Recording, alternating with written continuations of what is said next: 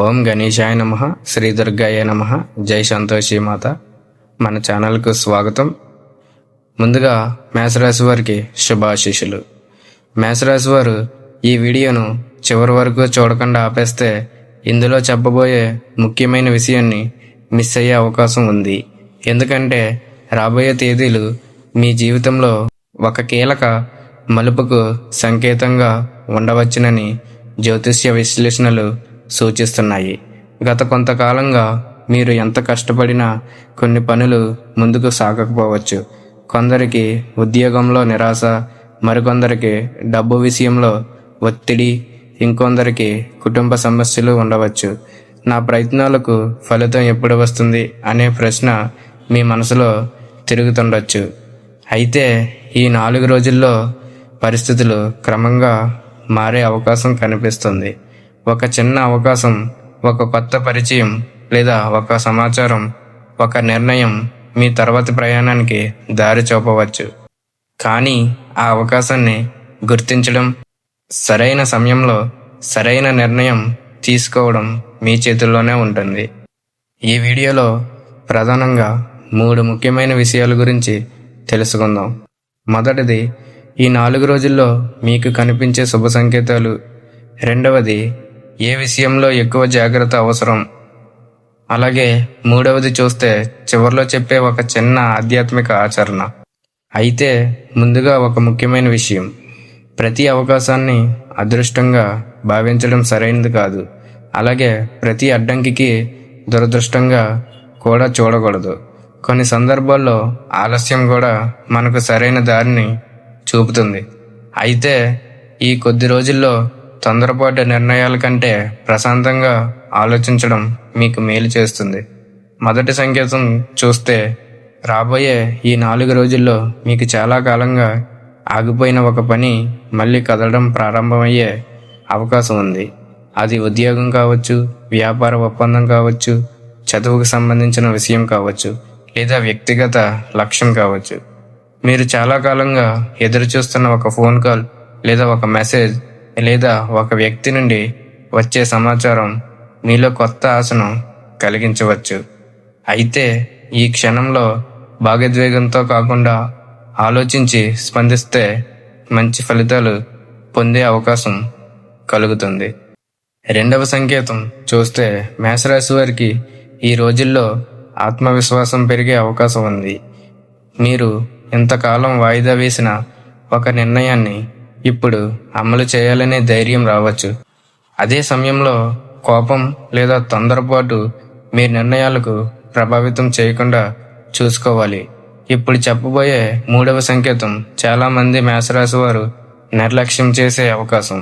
కానీ దాన్ని గుర్తిస్తే ఒక మంచి అవకాశాన్ని ఉపయోగించుకునే అవకాశం ఉంటుంది. మేషరాశి వారు రాబోయే తేదీల్లో మీ ఆర్థిక పరిస్థితి సంబంధించిన ఒక ముఖ్యమైన మార్పు కనిపించే అవకాశం ఉంది. గతంలో నిలిచిపోయిన డబ్బు రావడం, రావాల్సిన బాకీ గుర్తు చేయడం, లేదా కొత్త ఆదాయానికి దారి తీసే సమాచారం అందడం వంటి పరిణామాలు జరగవచ్చు. అయితే అదే సమయంలో అనవసర ఖర్చులు కూడా పెరిగే అవకాశం ఉంది. అందువల్ల భావోద్వేగంతో కొనుగోళ్లు చేయకుండా అవసరాన్ని బట్టి నిర్ణయం తీసుకోవడం మంచిది. ఈ సమయంలో ప్రతి చిన్న అవకాశాన్ని తక్కువగా అంచనా వేయకండి. కొన్నిసార్లు చిన్న అవకాశం భవిష్యత్తులో పెద్ద మార్పుకు కారణమవుతుంది. 4వ సంకేతం చూస్తే, ఉద్యోగం చేస్తున్న మేషరాశి వారికి కొత్త బాధ్యతలు వచ్చే అవకాశం ఉంది. మొదట ఇవి భారంగా అనిపించిన తర్వాత మీ ప్రతిభను నిరూపించుకునే అవకాశంగా మారవచ్చు. ఉద్యోగం కోసం ప్రయత్నిస్తున్న వారికి ఇంటర్వ్యూ కాల్ రావడం, లేదా పరీక్ష సమాచారం లేదా కొత్త అవకాశం లభించే సూచనలు కనిపిస్తున్నాయి.